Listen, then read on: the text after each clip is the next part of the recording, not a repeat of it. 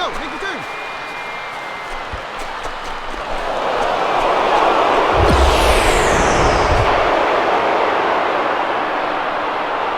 And Steve, what a nice moment that is for him. His first home run as a Double-A player.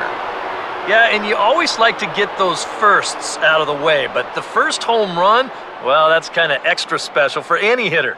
This is exactly the kind of production that this team's going to be looking for from him as he moves up through the minor leagues.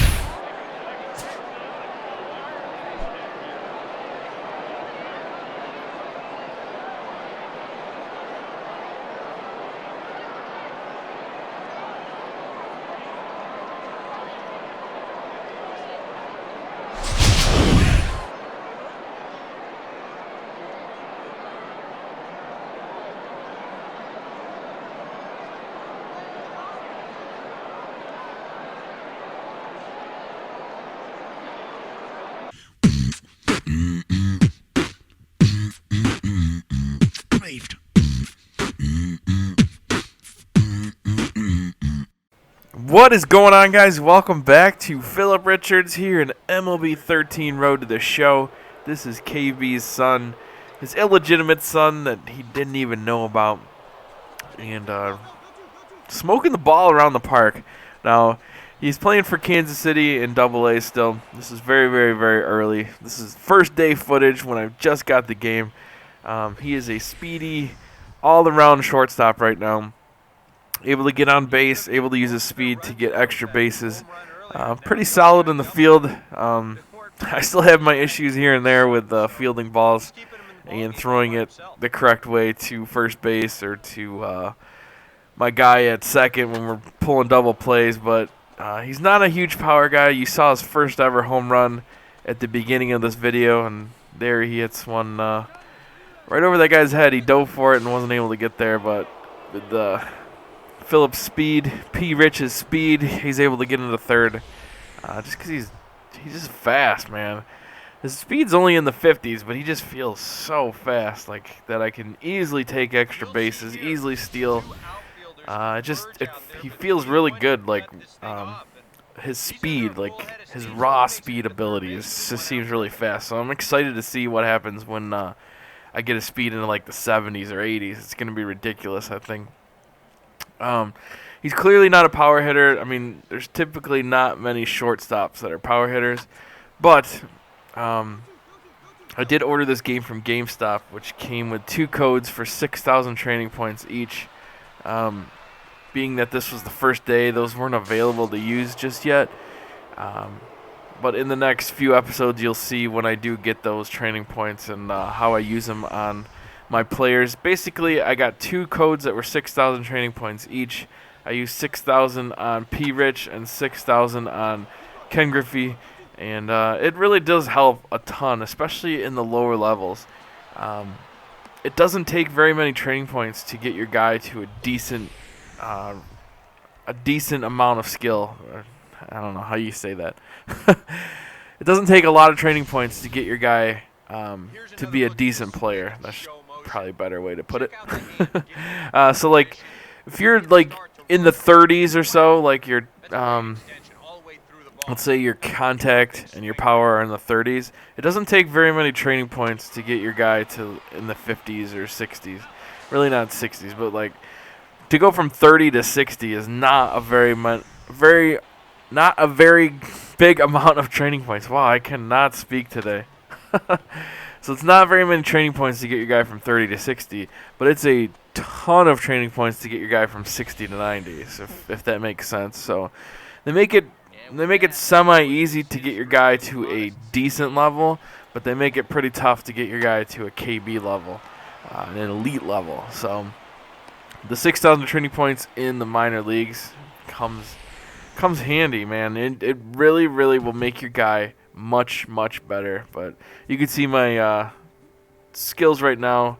Obviously spent a lot on my defense and my speed, not so much on my power numbers. My contact numbers are starting to go up down, and we're in the 40s, but you can see my power in the 20s. So I'm not going to hit very many home runs at this juncture, but that should change pretty soon, because once I get those 6,000 training points, which should come in the next couple episodes, I'm my guy starts hitting with a lot more power than he was used to. Obviously, right now, I can use my speed to give me my quote-unquote power, basically turning singles into doubles, doubles into triples, stuff like that. But once I get some more skill points into those power numbers, you can actually really see me drive the ball for home runs or drive ones into the gap and things like that. And then I can use my speed to even do better things. So really excited about P. Rich. I mean, the infield is fun. I always loved playing Willie Mays Hayes. Obviously, it didn't work out too good because I just ran out of time playing him.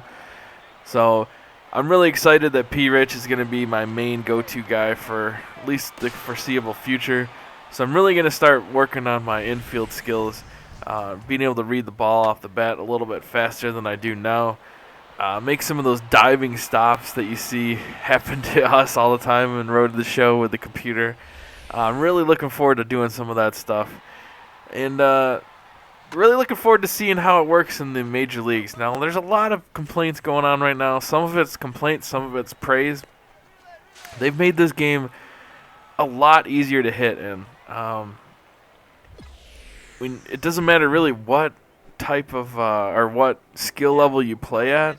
The hitting seems much, much easier. I play on All-Star level. I played on All-Star level in MLB 12 the show as well.